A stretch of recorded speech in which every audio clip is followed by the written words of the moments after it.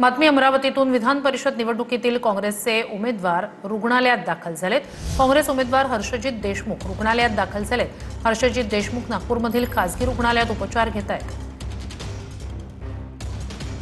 अमरावती विधान परिषदेचे काँग्रेसचे उमेदवार हर्षजित देशमुख रुग्णालयात दाखल झालेत। निवडणुकीचा प्रचार सोडून देशमुख रुग्णालयात दाखल झाल्यानं चर्चांना उधाण आलंय।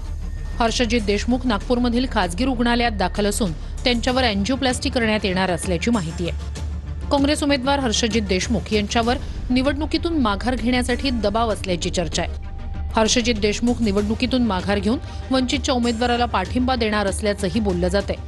काँग्रेस आणि वंचितच्या वरिष्ठ नेत्यांची याबद्दल बोलणी सुरू असल्याचीही माहिती आहे। दरम्यान हर्षजित देशमुख यांनी ही चर्चा फेटाळली। डिजिटल माध्यमातून प्रचार सुरू ठेवणार असल्याचं देशमुख यांनी म्हटलंय। भाजपच्या दबावात येऊन ऍडमिट झालेले आहे, काय सांगणार? असं काही नाही, कोणाचा दबाव वगैरे नाही। माझं कामामुळं 3 दिवसापासून मला थोडं अस्वस्थ वाटत होतं आणि काल अचानक अस्वस्थता वाढली। तुमच्यावर कुणाचा दबाव आहे का?